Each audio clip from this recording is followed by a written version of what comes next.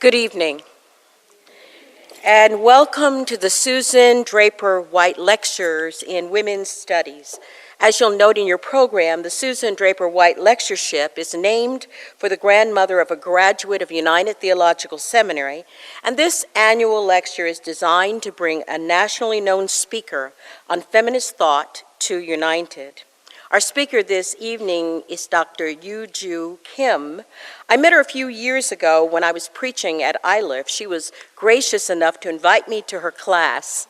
Dr. Kim is an inspired teacher and scholar, and it's a delight to have her here tonight. I am now going to introduce to you Dr. Marilyn Salmon, our professor of New Testament theology. Dr. Salmon is the author of Preaching Without Contempt, Overcoming Unintended Anti-Judaism. She will formally introduce Dr. Kim.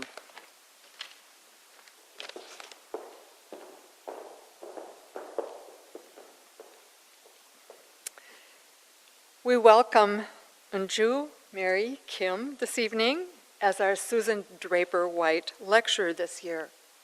She is professor of homiletics at Iliff School of Theology, where she is also the director of the Doctor of Ministry program. She received her Master of Divinity degree and her PhD from Princeton Theological Seminary and an MA and a BA from Ewha Women's Seminary in Seoul, Korea. She is an ordained Presbyterian minister. Professor Kim is active in both academic and ecclesial life as a published author, active speaker, and serves on several boards. A survey of her multi-page curriculum vitae show two main themes in her work: globalization and feminism.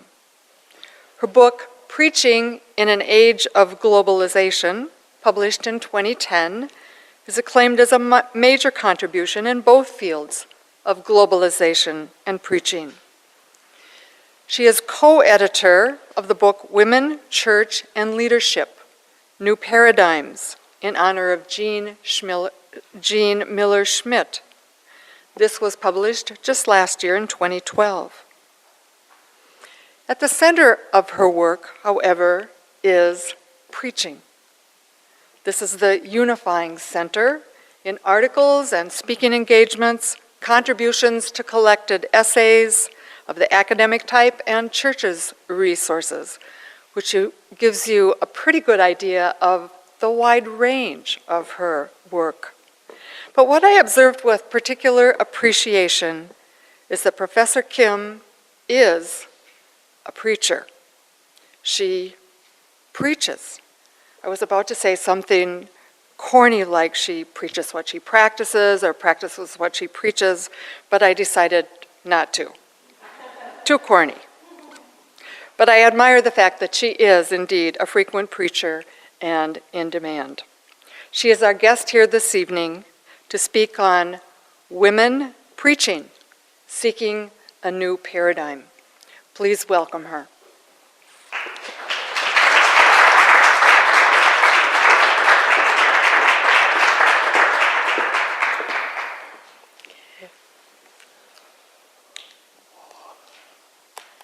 It is my great pleasure to be invited to share my knowledge and experience of preaching with me. Well, when Dr. Smith, Chris Smith, contacted me about a year ago to come to this event and give 2 lectures, she said, "You can do whatever you want, only in relation to women." And then I said, okay, I can do that.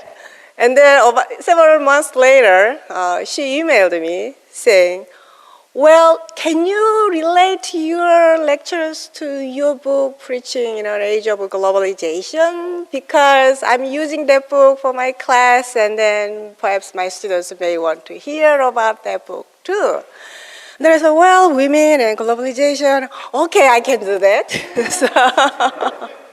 Well, so today and tomorrow, I'm going to talk with you about a new paradigm of preaching from a woman's perspective in global context.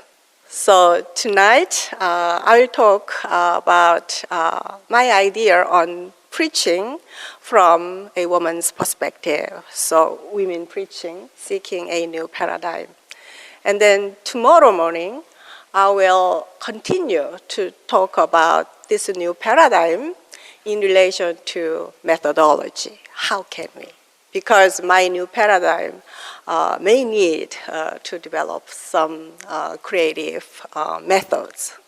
So my two lectures are in sequence. So I hope you can spend some more time even tomorrow morning. Well,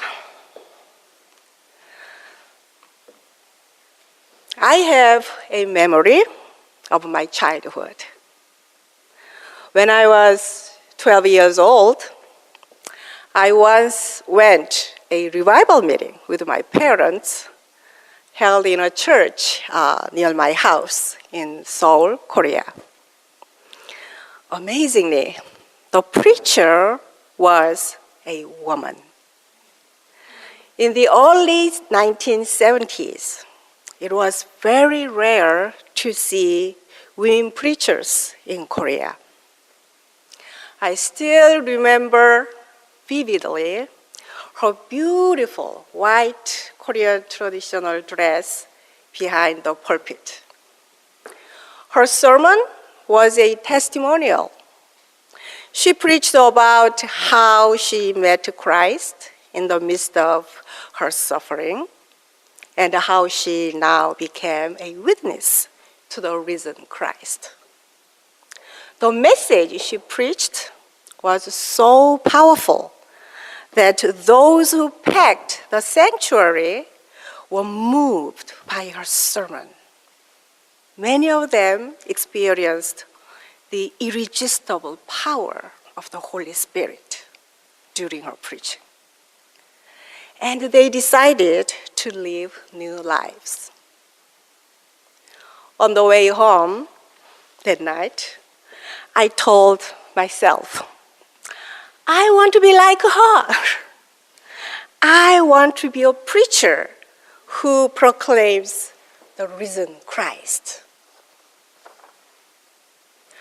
From then on, my intellectual curiosity about the Christian faith grew, and eventually I studied the Bible at a graduate school, Ewha Women's University. When I was completing the program, my advisor, who was the first female biblical scholar in Korea, I see some Koreans here, maybe they know her name, Sang 교수님, so Sang Park, yeah.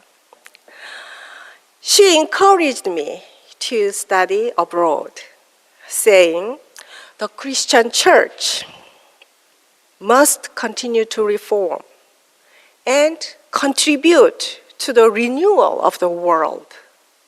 For this goal, sooner or later, churches will need more women leaders who are well-trained theologically and pastorally.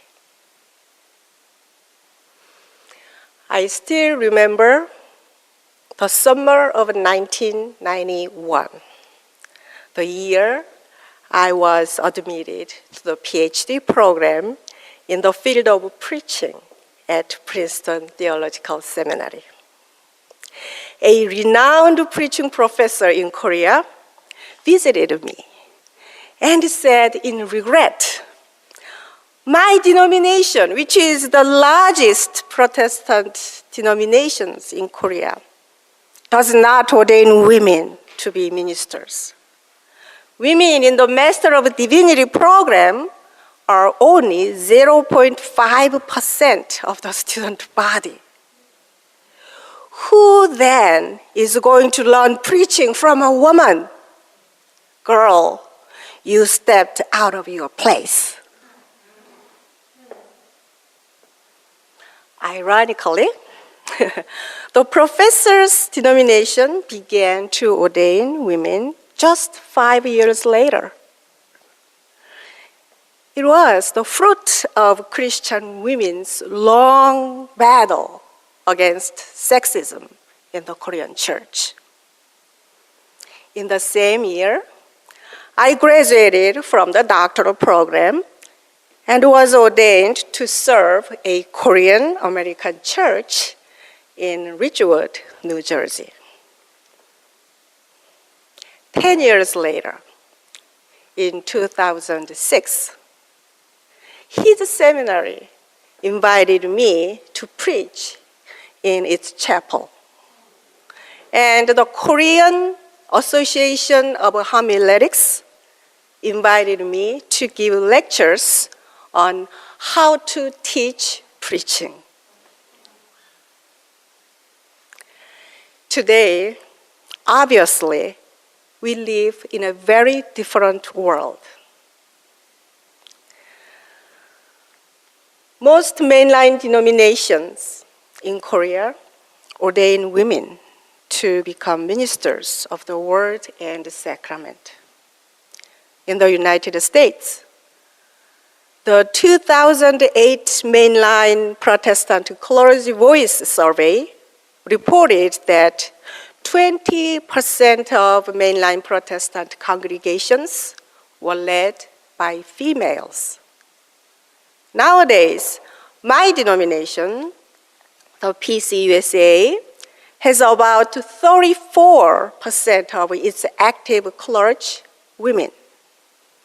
In the United Methodist Church, 24% of clergy are female. How about the UCC, your school's denomination? I just learned that about 27% of the clergy are female. We also know that a great number of female students flock into seminaries to become ordained ministers. My school, which is a Methodist seminary, has more than 65% of the student body female. When I was invited to this lecture event, I opened your school's website. Although it did not provide the information about the gender ratio of the student body, it shows that female faculty members of your school far outnumber male faculty members. We all know that the current situation of women's active participation in the church and the theological education is not without cost. But they are the fruit of our four sisters' long and strenuous struggle against patriarchism within the church and academia. Female leaders in Quaker, Congregationalist, Unitarian and Universalist, and the Free Will Baptist churches were among the earliest in the United States who fought against the misogynist, male-centered hierarchy of the institutionalized church. I think that most of you remember the achievement and hardships of Antoinette Brown, the first ordained female minister of the Congregationalist church. In history, we find numerous female church leaders who preached as itinerant preachers or evangelists without any support from their denominations or parishes. They were often in danger of physical violence and social ostracization. Thanks to them, their dedicated, sacrificial lives paved the way to women's ordination in the Word and Sacrament and pastoral leadership in the church.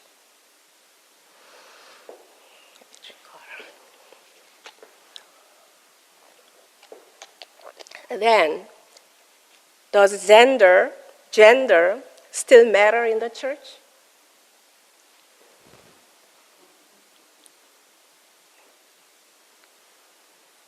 Well, I see some of you shaking. Yeah, my answer is also yes. Gender is still matter. Although we see a sea change in gender in the leadership of the mainline churches in the US, female leaders of the church in North America, as well as in Korea and other parts of the world, still face sexism deeply embedded in institutionalized systems and individual mentality. It is noticeable that one of the deeming graduates at Iliff, who is a superintendent of the Rocky Mountain Conference of the UMC, said, these days, the number of female clergy in the UMC is decreasing because many of them are giving up their ministry due to lots of complaints and the lack of support from the congregation. Female pastors and preachers also experience that traditional androcentric theology and preaching models that they learned at seminaries do not work for their ministry, and that they need a new homiletical paradigm for their preaching ministry. As you may know, Professor Christine Smith's book, Weaving the Sermon, was one of the first responses to this demand. In this book, she proposed a new homiletical model, preaching as mutuality and solidarity from a feminist perspective. Since this groundbreaking book was published in 1989, our preaching context has rapidly changed into a more globalized, multicultural, and multiracial world.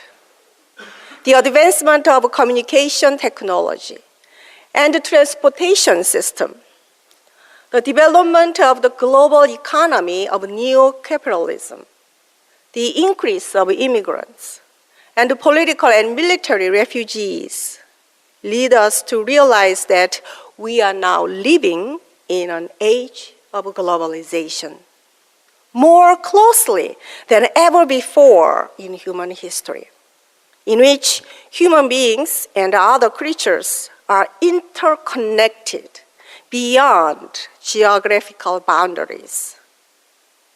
In our globalized world, such local issues as racism, sexism, homophobia, the imbalance of the distribution of wealth, the exploitation of the labors of immigrants and migration workers, religious discrimination, and the ecological crisis are no longer isolated from the larger context of the globe.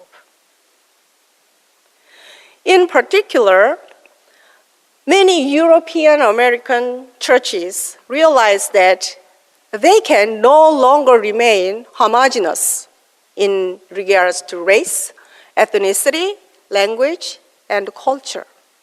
And therefore, they face practical issues, such as whether they give up on their racial and cultural homogeneity and are open to become an inclusive community, or they move to a less multiracial location to keep their traditionally homogeneous identity. However, it is unrealistic to try to escape the changing reality entirely. The more we are aware of the web of interconnectedness, locally and globally, the more we understand that diversity is one of the crucial issues for the church to deal with. The issue of diversity challenges preachers to reconsider the identity of the church and to think about how to embrace racially and culturally different human experiences. In fact, the issue of diversity is closely related to socio-political, religio-cultural, and ethical issues that we encounter in everyday lives, and it demands preachers to seek a theologically and homiletically relevant approach to issues emerging from our globalized world.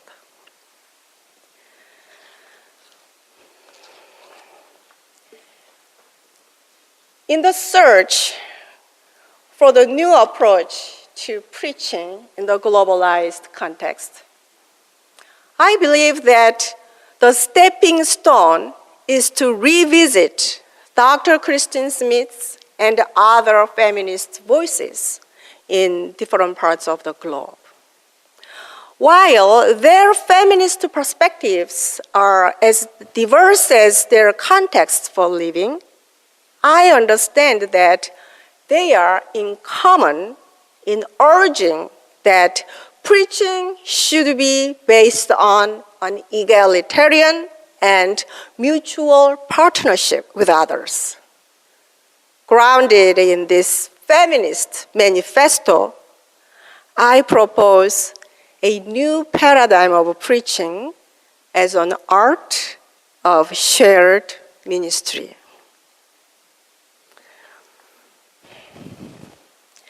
Let me start the exploration of this paradigm with Asian women's personhood. I agree with Boyoung Lee, a Korean-American religious educator. She states in her article that, quote, Asian and Asian North American women take communal support for one another very seriously.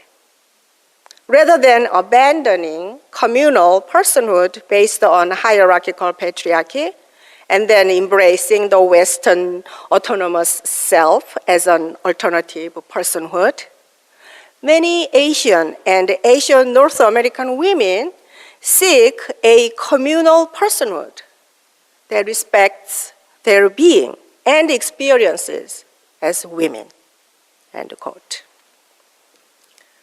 As Lee rightly points out, Asian and Asian American women have traditionally identified themselves as communal beings under the patriarchal hierarchy of Asian society, even at the cost of their individual autonomy. And their communal personhood influences their leadership in some positive way, which is very different from traditional Asian male leadership. More precisely speaking, while Asian male leaders tend to assume their leadership as a controlling power and act as an authoritarian ruler or autonomous decision maker, Asian female leaders are often recognized in the images of mother, caregiver, conversation partner, and counselor. For example, recently, South Korea had a presidential election. So I think some of you, all of you Koreans know about that. And a female candidate, Geun-hye Park, became the first female president in its history. During her campaign, she was perceived by the people in such feminine images. And she promised that her leadership would be based on a collaborative relationship with the people. Interestingly, even Asian feminists who were enlightened by Western critical feminist theories do not want to give up their traditional communal personhood. Instead, they critically evaluate the value of the communal relationship in leadership and try to balance between self-autonomy and communal relationality. For example, young Lee Hurtig, an Asian American feminist theologian, insists that Asian women seek an epistemological wholeness through the harmonious balance between and beyond yin and yang. You know, in the yin-yang theory, qualities of yin and yang with both women and men should be balanced, taking into account factors of gender, race, and religion. This kind of understanding can be easily found in the leadership of Asian female pastors. I met several female pastors in Japan, in India, in Bangladesh, and then also in Korea. And it is very interesting to know that all of them consider their churches extended families, and their leadership seeks the collaborative participation of the members. Their shared leadership encourages us to consider that even preaching should be a collaborative, shared ministry with others. In other words, Asian women's communal personhood gives insight into that preaching should also be a communal event, collaborating with others, not only with other clergy members, but also with the laity. Such a collaborative ministry of preaching has potential to embrace diversity of human experiences in the globe, as well as within a local church. Well, for many preachers, the practice of preaching as a shared ministry may sound unrealistic because most mainstream Christian churches firmly believe that only professionally educated clergy can preach. Moreover, historically, preaching has been understood as one of the most power-related ministries. That is, many pastors who were raised in the environment of clerical elitism tend to regard preaching as their distinctive privilege and right that they should not give up. Perhaps some of them are afraid that if they share their preaching ministry with others, their congregations may judge them impotent. Consequently, the pulpit has been the most exclusive place in which the issue of power dynamics is tangled. Nonetheless, it is crucial to consider preaching as an art of shared ministry, for it is profoundly theological, grounded in at least two theological themes. First, the concept of preaching as a shared ministry is grounded in the intercommunion of our triune God, who is by nature relational. The relationality of God in the Trinitarian structure means that the nature of God is not a single being, but that which pervades and reaches beyond a single entity to include others in its oneness, which is the communal principle. In the divine communality, the three persons are ontologically equal, and there are no hierarchical degrees among them. Each person of the Trinity is seen as God who shares in the fullness of the substance and has difference in its function. But the different functions of the three persons do not make them superior or inferior to the others, but make God's nature interdependent among the three persons. Thus, the unity of the Trinity is defined in terms of the community which the members of the Trinity share. That is, the fundamental unity of God is a unity in difference.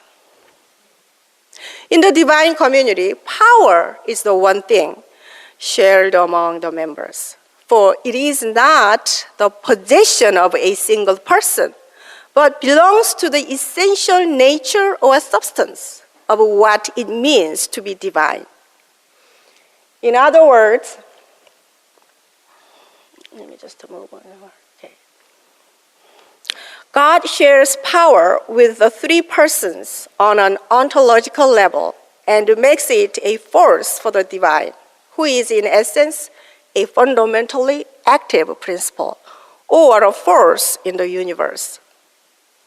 God's nature endlessly shares God's providential power among the three persons through the way that is faithful to God's essence, love, and character, the kenosis, revealed in Jesus Christ.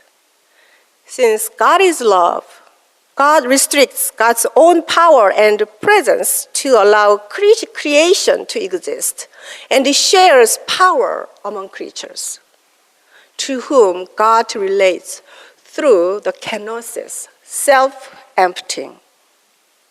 God, who interacts with God's creation not by subordination or servitude, but by mutuality and love, necessarily requires the freedom of human beings to respond to this love. That means, just as the nature and power of God is correlative with the three persons in the Trinity, so we humans are created to live out the image of the relational God by sharing our gifts and the power God granted to us. When those gifts and power are shared among the members of the church, in trust of the guidance of the Holy Spirit, the church flourishes best toward mutual transformation among its members. Okay. Throughout church history, the pulpit has been the place of demonstrating God's power.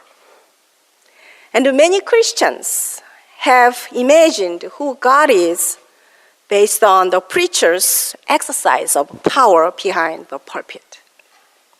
If God's nature is relational, sharing the divine power among the three persons and among the creatures, our preaching should also be relational, in order to appropriately represent the nature and the power of God. In other words, the pulpit should be no longer the place of a monopoly on power, but it must be a place representing God's relational nature and shared power to the world.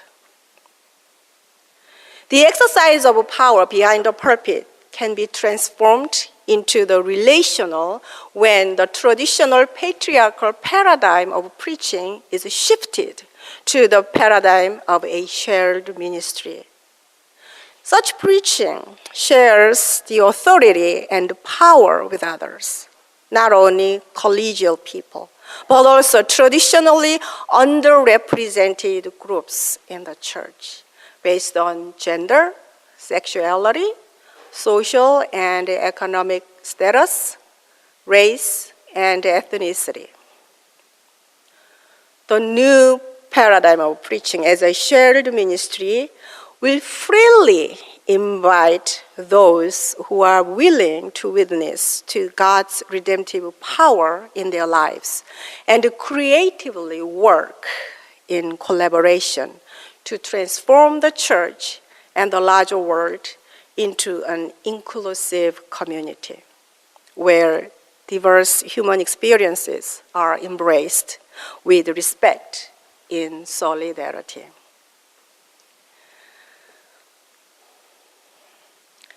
The second theological ground of shared preaching is the theology of humanization. The practice of shared preaching actively participates in God's politics toward humanization. As we experience, globalization is a mixed blessing. On the one hand, we benefit from the World Wide Web, WWW, through which we connect to different parts of the globe and expose ourselves to the wider world beyond our locality. On the other hand, we encounter many critical issues arising from globalization.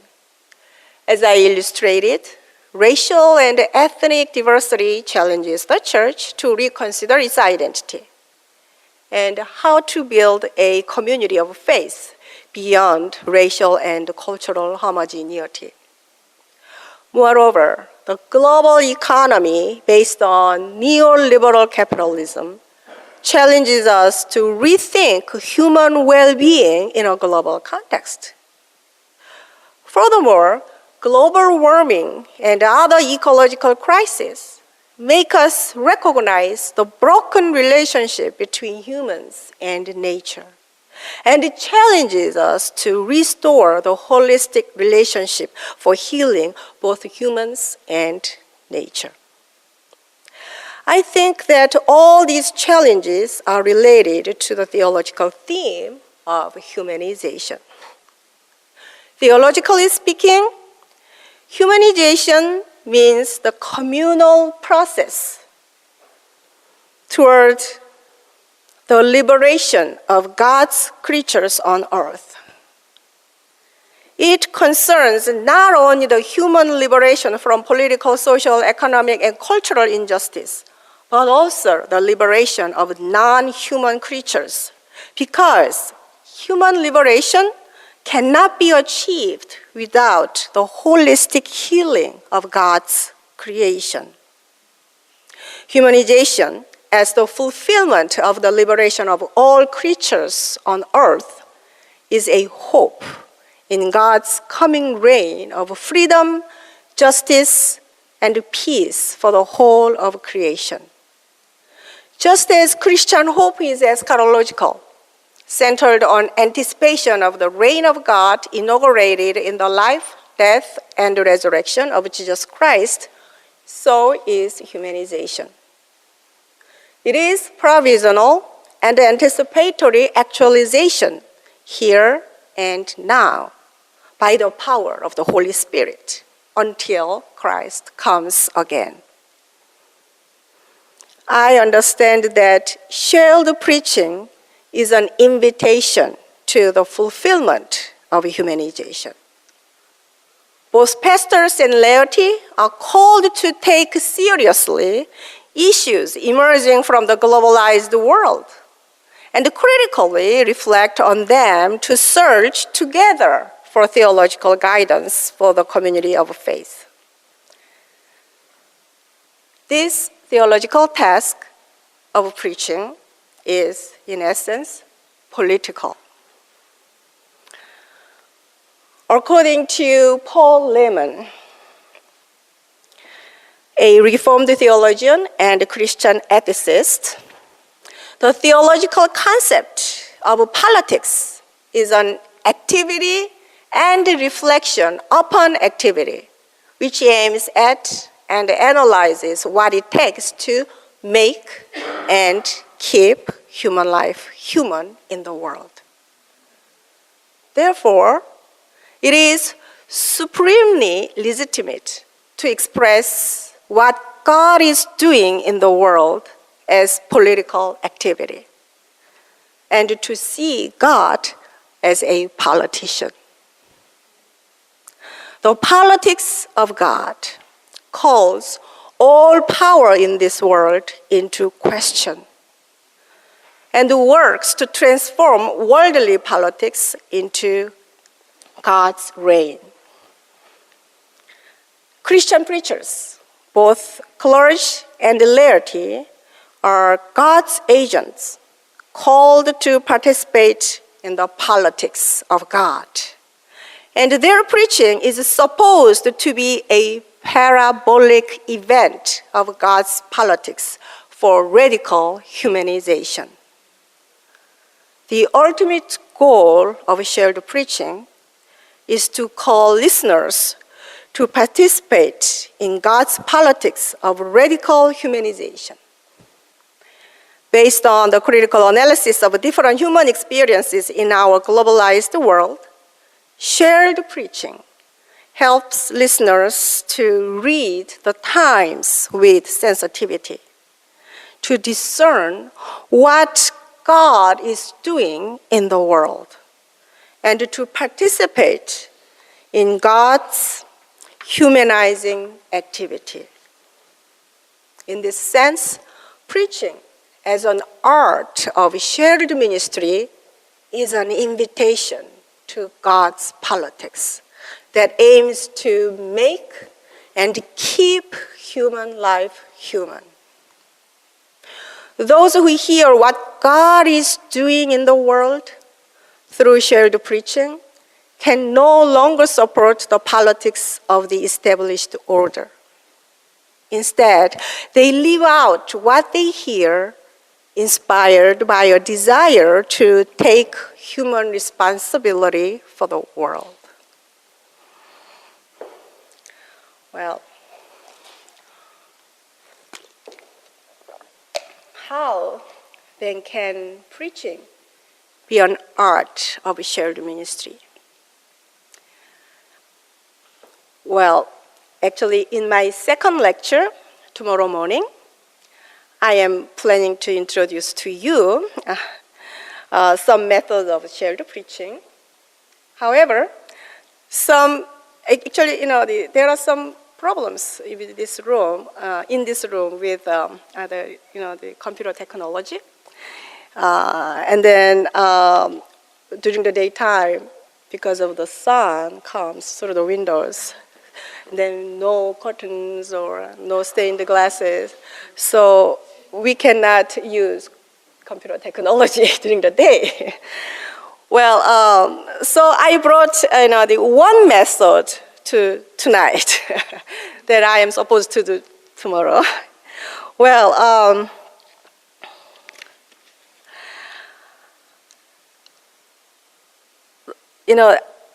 tonight I'd like to show you one of the methods of shared preaching that is a web-based approach.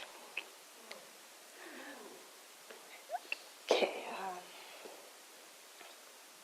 Where is it? Okay.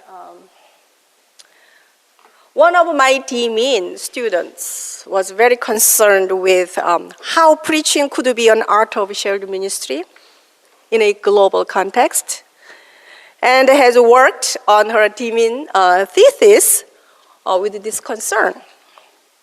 And she submitted her DMin thesis draft to me about a month ago under the title, Preach With Me, a web-based model of conversational preaching for a global age.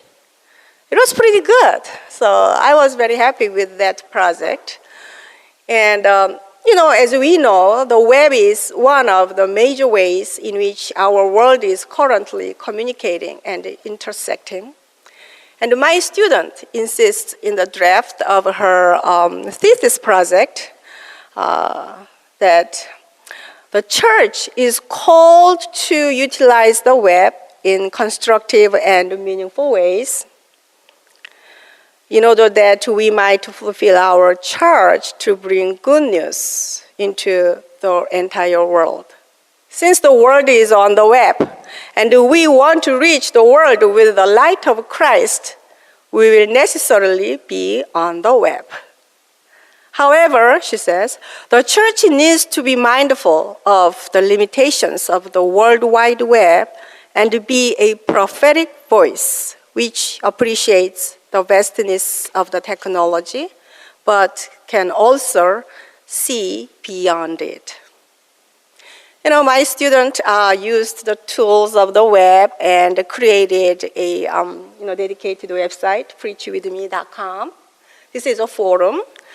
And then, in order to work with this web page, she recruited a total of 37 people to participate in the Preach With Me web-based project through open invitation and also personal contacts.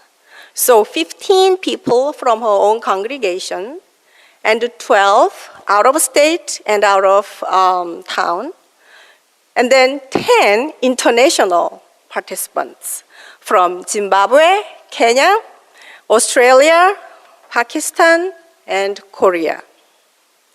And then she used the insights and interactions from the dynamic communication exchange in creating sermons that reflect diversity of voice and social location and experience. You know, unfortunately, this room is not internet connected, so I cannot open, each, section. But just Adam helped me, to use this site by copying in the library. Yeah. Well, she actually made some the sites on this web to participate, with other people in interpreting the text. She's a Presbyterian, very text-oriented preacher, and she wanted to have a biblical interpretation for preaching with these 37 people. So far, she has preached 4 Preach With Me sermons, and her plan is to preach a Preach With Me sermon at least once a month. This website invitation and studying together takes time, so she cannot do every week.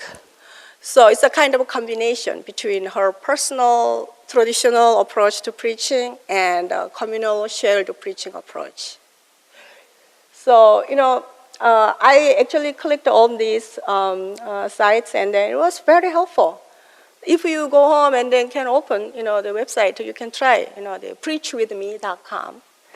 And then I also read the sermons, 4 sermons she preached, and then I still remember one sermon that is very impressive. It was based on the text, the laborers of the vineyard, some laborers came early morning, some laborers in the afternoon, but they got the same payment, so some of them are very angry, that passage, right? I've heard so many sermons based on that text. Even my pastor preached that sermon several months ago. And then, interestingly, most, the American preachers who live in this affluent, so-called just society, complained, and they said I couldn't understand why this landlord, or the owner, the vineyard owner treated these laborers unfairly. That was all the time they stuck there. And then the sermon she created based on Preach With Me webpage had a very different approach. She brought some voices from Africa, the Kenya and the Zimbabwe. And then the readers from those countries really appreciated the vineyard owners' generosity and fairness, because they said, in my village we do not have cars, and we do not have newspapers, we do not have radios. So we cannot get the information right away. So many people might not know, that there was a kind of place for them to go and work. Some people got, that information later, they orally, they transmitted to them. So in that context, everyone is hungry. And everyone needs the basic right to live as human beings. And then the payment that was gotten from the vineyard owner is just fine for living daily. So it's a very different approach based on different human experiences. So that kind of inspiration can come from the voices, from a different part of the world. Well, I think I need to pass her thesis and then to have her graduate in June. So now she's still working on, and then she gave me permission to use, the project in this lecture. You know what? Interestingly, she said, based on this kind of shared preaching experience, now she has a different understanding and concept of preaching. She said, first of all, the authority of preaching was shared by the participants. The authority does not come only from the preacher. The authority does not come only from the Bible. But the participants' life experience that helped to see the text from different angles actually have authority to give a truthful voice from the text. And then she also said the authenticity of the preacher was revealed from her communal personhood. We usually think about the authenticity of the preacher as a kind of individual thing. The preacher must be honest, the preacher must be passionate, and that kind of very personal focus. But she said her experience of authenticity, I'm really authentic in this preaching, is not because it is from my own voice, but I have a communal personhood, and I bring forth all other voices and present it to others. And then the third one that she learned from this experience is that the ownership of the sermon belongs to the community rather than to the preacher. When we prepare a sermon, most preachers have a very kind of experience of a lone star's journey. Throughout the whole week, the pastor struggles a lot to give a kind of new insight, on Sunday. And then she or he prepares, alone, struggling a lot. And then on Sunday morning, ta-da, this is what I discovered. Well, this is what I created for you. Or this is what I heard from God to give you, like that. So she said, well, so the ownership all the time belongs to the preacher in a traditional understanding of preaching. But she said, through this experience, the sermon that I preached is not my own. It is part of my own, but the whole community belongs to this sermon. Not only locally, but also globally, Well, and then the last one that she mentioned in relation to her experience, but she said this is very important, is that the different voices in the sermon awakened the listeners to understand the diversity of God's presence and activity to make and keep human life human. In other words, the congregation expands their understanding of God's presence and activity, not only to their own lives and their local community, but also the whole world. Where do we find God? Where do we see the presence of God and God's activity? In other words, the politics of God. In the whole world. The whole world is the context for us to discover or discern the presence of God. Well, as my demean student illustrates, preaching as an art of shared ministry leads us to understand the nature of preaching very differently from the traditional preaching. And its homiletical strategies and methods are open-ended and are in progress as we make efforts to develop preaching. So there are, the more ideas that I can introduce to you tomorrow morning, and then it's still, it is open-ended. And then how can we share the ministry of preaching? Think about it. Yeah. My students, tried to share the process of the preparation. But the shared preaching can be done in the performance. I mean, maybe one person can prepare a sermon and then the preacher invites some other congregation members and preach together. And then, some people simply think, we can share our different thoughts on one topic, and then, several preachers start their own understanding of a text and the reflection on human experience differently, and then come together and then join. So many different ideas, and then I will talk about these ideas more tomorrow morning. Well, I think I'd better stop here tonight. So it's almost 1 hour. Is that right? Well, more than 1 hour, I'm sorry. So if you have any questions or any comments, then can I ask them to do one? Yeah, because... Oh, yeah, you can do it, and then I can answer.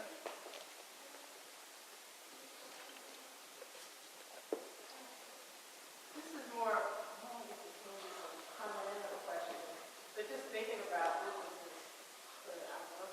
this website idea, and it makes me think about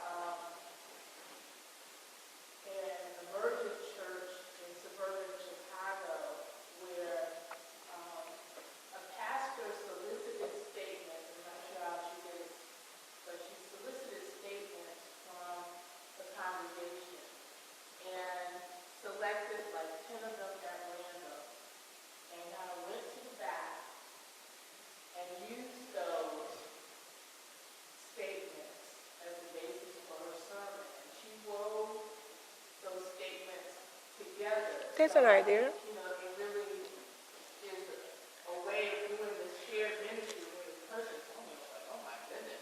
That is one of the methods, I think, for shared preaching. Don't you think? Yeah, it's a great idea. Yeah, and then, tomorrow I'm going to emphasize that shared preaching is very political. In other words, I said this, this evening, actually, God is very political in a theological sense. In order to make and keep human life human, God is doing something. So, shared preaching, there are so many comments and voices. And then which one do I need to choose and then use in my sermon? That is pretty political. Yeah, so hundreds of voices. Who and whose voice should I represent? It's based on the preacher's theological directions. And what kind of community am I imagining for this church? And then whose voice is marginalized? Whose voice is in the center? Whose voice should I bring? Whose voice should I get rid of? So it's kind of a political decision, yeah. You mentioned that in the United Methodist Church that women in leadership have experienced some discouragement. Yeah. And you reflected on the need for a new hermeneutic. I just was more interested in some of the background on that comment as to why there was discouragement in women stepping away. Was it sociological? Was it theological? Was it retrenchment within those churches against women in ministry? I just wanted to hear some more on that. Yeah. Well, there are a bunch of Methodist students in my school. And then, because my seminary is Methodist seminary. And then also there are many DMin students who are Methodist pastors and superintendents. And it's very interesting to know that still female preachers and pastors have been victimized by the general sexist mentality. there is no clear idea why they reject, but they simply don't like it. They don't like women to stand behind the pulpit because it's not used to their own lifestyle. So one of my dean students said, one day one of his church members, her church members came to her and then said, I really don't like you because you are a woman. Women should not stand behind the pulpit. But I like your message. Yeah, so this is how can I say that? Simply sexist mentality is embedded in our, the way of thinking. It takes time, I think. And then we need to change step by step. Even my church is a Presbyterian church, and this church is about 90% white European American congregation members. Then we now have a female pastor, and then my husband is a lay person. And then he said, actually this new female pastor, actually the first time in my church history, it was wonderful. And then my husband actually was on the search committee. And then he said, it is hard to have a female preacher because so many congregation members were not happy with that pastor's gender. And then I said, so what do you think? I'm okay, but others, I don't think they are okay. So I said, if you are okay, that's fine. Yeah, and then, actually I was invited to preach during the summer, when my former pastor was on vacation. And then I preached about diversity on gender. And I did not know the search committee was working very hard to struggle whether they're going to bring this wonderful woman or not because of her gender. But I preached about, what the text says. Simply preached. And then later, the chair of the committee came to me and they said, thank you so much. Your sermon really helped me and my committee make a decision. We were not certain, theologically and biblically, whether we needed to bring a female pastor or not. But your sermon gave me the conviction that now we are on the right track to bring this woman. Yeah, so many people think pretty suspicious still. Yeah, but we are very happy with this female pastor. She is wonderful. Yeah.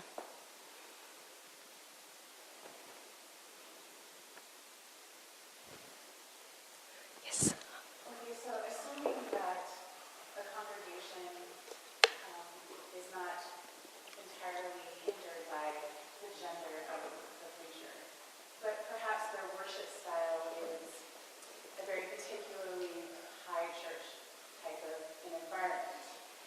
How do you sort of bring your embodied ministry as a woman to that context and invite the shared ministry methods that you're going to probably name tomorrow? How do you invite that into that context? I guess what I'm asking is how do you bring these into the different types of congregation settings? Is it something that you have to sort of earn? Well, Their trust? you know what? According to some surveys, almost 80% of female preachers try to be obese.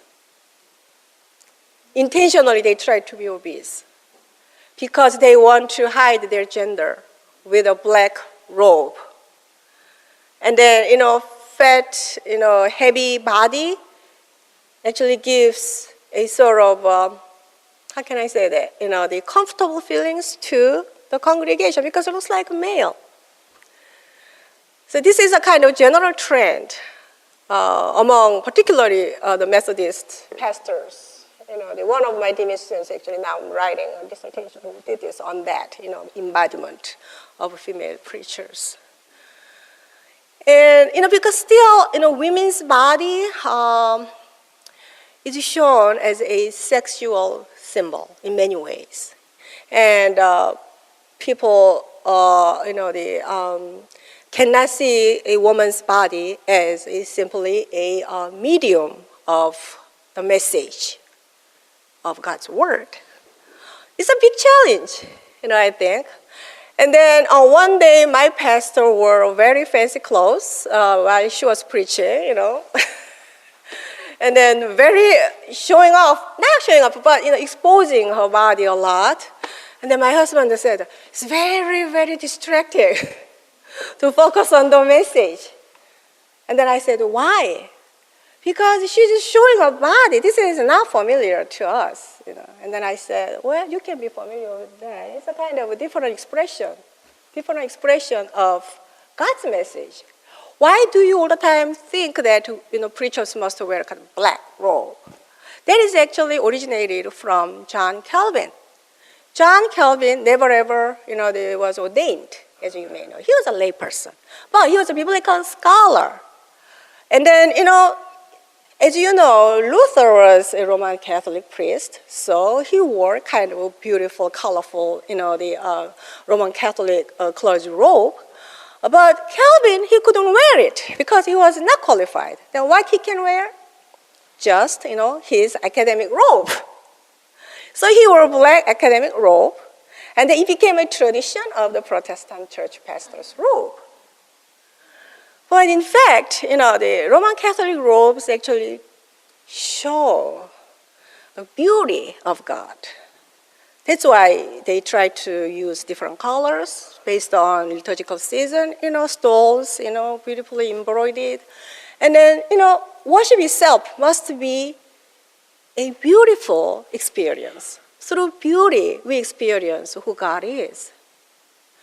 Of course, the sexual desire and beauty might be very different. So when we women try to wear some, the clothes for preaching, we need to think about that. What do I want to represent? What do I want to present through my clothes?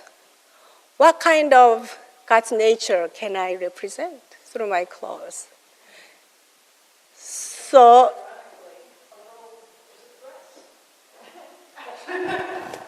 I know some women wear very beautiful dress, yeah. Uh-huh. Yeah. Right. Yeah, it is. And then all the time, I think one of the important criteria for us to think about in relation to our clothes is, what do I represent through my clothes when I preach? What does my congregation experience through my embodiment in relation to the nature of God? Yeah. Any other? Thank you. We'll look forward to tomorrow. Okay, thank you.